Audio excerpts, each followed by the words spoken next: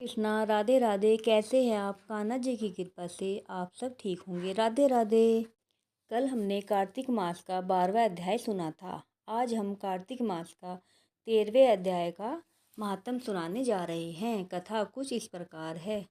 विष्णु जी तथा जलंधर में घोर युद्ध हुआ। बाण वर्षा से आकाश मंडल ढक गया। तब विष्णु भगवान ने अपने बाणों से जलंधर की पताका, छत्र, धनुष तथा घोड़ों को काट दिया और जलंधर की छाती में एक बाण मारा। बाण से घायल जलंधर क्रुद्ध होकर गदा को हाथ में लेकर उछला और गरुड़ के मस्तक में प्रहार कर उसे पृथ्वी पर गिरा दिया। विष्णु भगवान ने मदहास करते हुए अपनी तलवार से उसकी गदा को काट दिया। इस बीच जलंधर ने विष्णु भगवान की छाती में एक घूसा मारा। उसके पश्चात महाबलशाली दोनों वीर अपने प्रहार से पृथ्वी को निनादित करते हुए बाह्यों युद्ध, मुष्टि प्रहार और जंगों द्वारा मल्लयुद्ध करने लगे। इस प्रकार दोनों ने सुंदर मल्लयुद्ध किया। तब विष्णु भगवान ने कहा कि हे दैत्यराज, तुम्हारे पराक्रम से मैं अतिशय प्रसन्न हूँ। तुम अभीष्ट वर मांगो, जो देने योग्य न भी होगा तो मैं तुम्हें दूंगा। जलंधर ने कहा कि हे भावुक, यदि आप मेरे ऊपर अत्यंत प्रसन्न हैं तो मुझे यह वरदान दीजिए कि आज मेरी बहन और अपने समस्त गणों के साथ आप मेरे घर में निवास कीजिए।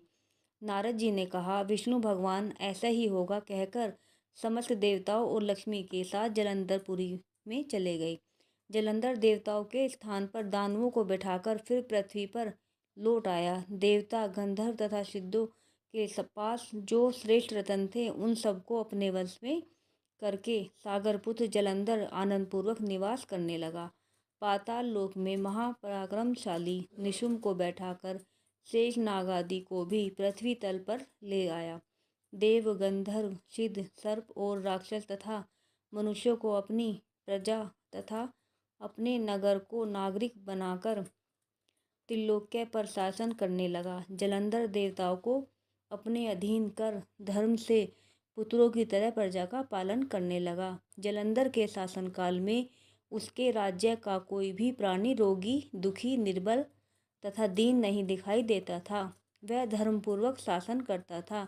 नारद जी ने कहा, इस प्रकार जब यह नियम और धर्मपूर्वक पृथ्वी पर शासन कर रहा था, उसी समय मैं भी एक बार लक्ष्मी द्वारा सेवित विष्णु भगवान के दर्शन की अभिलाषा से वहां पर गया।